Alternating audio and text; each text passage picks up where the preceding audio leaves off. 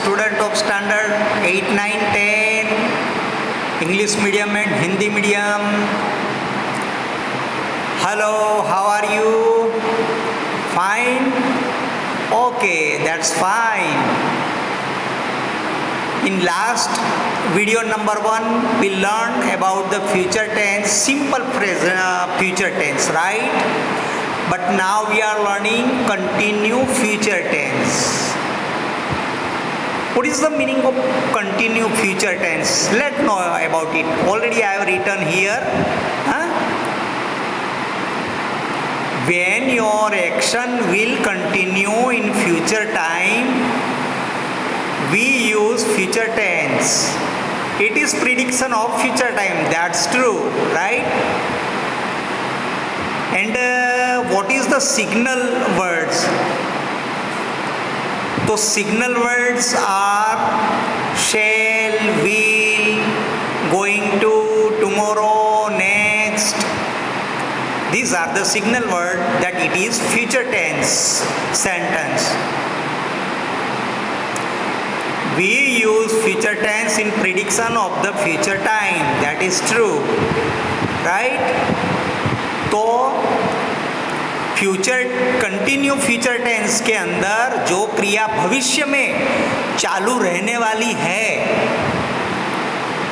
उस क्रिया को बताने के लिए कंटिन्यू फ्यूचर टेंस का प्रयोग किया जाता है. अभी उसके सेंटेंस देखते हैं.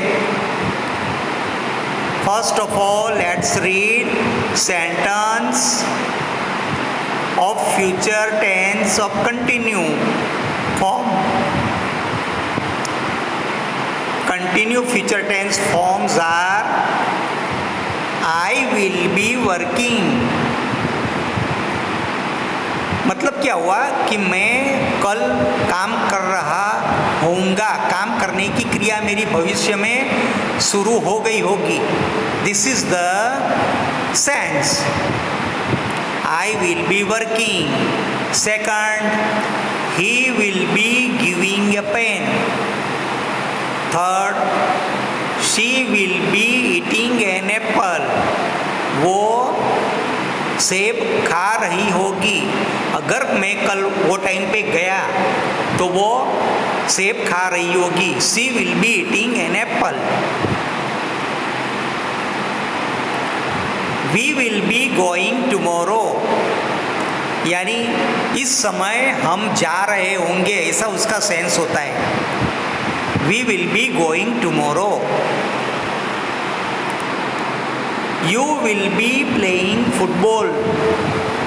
तुम फुटबॉल खेल रहे होंगे. खेलने की क्रिया आपकी शुरू होगी. The action of playing will continue at that time in future. Puppy will be jumping. Puppy कूद रहा होगा. He will be giving test next Monday. अगले सोमवार को वो परीक्षा दे रहा होगा. धारा will be running fast. धारा तेजी से दौड़ रही होगी. यानी दौड़ने की क्रिया उसको शुरू होगी और वो तेजी से दौड़ रही होगी. Reshma will be dancing. Reshma नृत्य कर रही होगी. I will be purchasing a new pen. मतलब क्या हुआ कि अगर आप आएंगे तो वो टाइम पे मैं नई पेन खरीद रहा होऊंगा. So these are the 10 sentence of affirmative. ये हकारात्मक वाक्य है.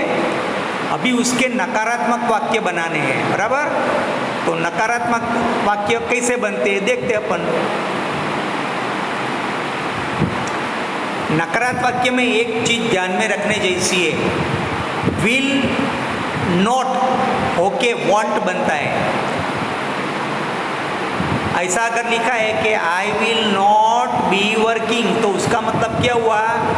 आई won't be working. Will not is equal to won't. WON''S''T, right? ध्यान में आया ना? अभी दूसरा वाक्य, He will not be giving you a pen. She won't be eating an apple. देखिए, मैं कभी कभी विल नॉट भी यूज़ किया है और वॉन्ट भी यूज़ किया है, बराबर? तो दोनों का मतलब सरीखा ही होता है, ध्यान में रखना। विल नॉट भी लिखा तो उसका मतलब वॉन्ट भी ही है, वो शॉर्ट फॉर्म है उसका।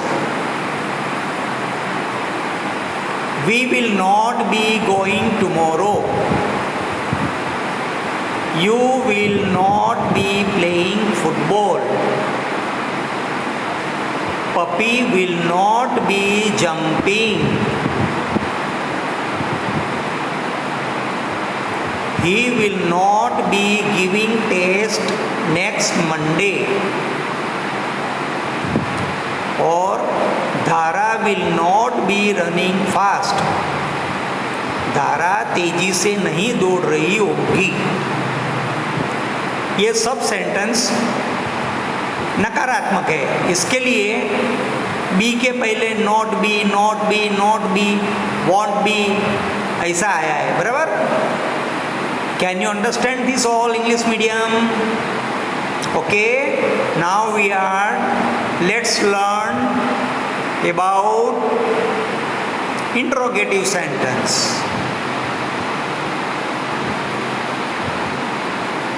So interrogative sentence और फर्स्ट सेंटेंस देखते हैं, विल आई बी वर्किंग। आपने देखा ना कि आई विल बी वर्किंग लिखा है, तो उसका क्या बनेगा इंट्रोगेटिव में? विल आई बी वर्किंग, क्या मैं काम कर रहा हूँगा वो टाइम पे? दूसरा, will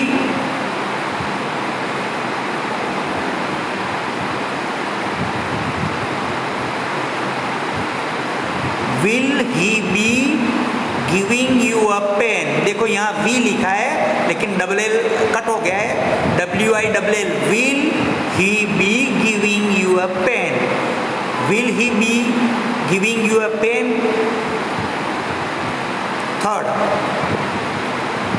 will she be eating an apple? Will she be eating an apple?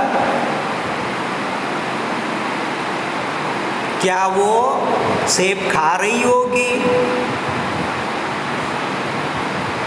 Will he be going tomorrow?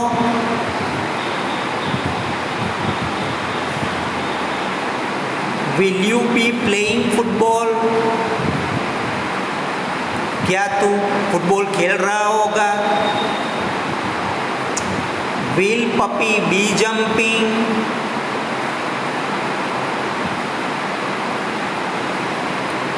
Will he be giving test next Monday?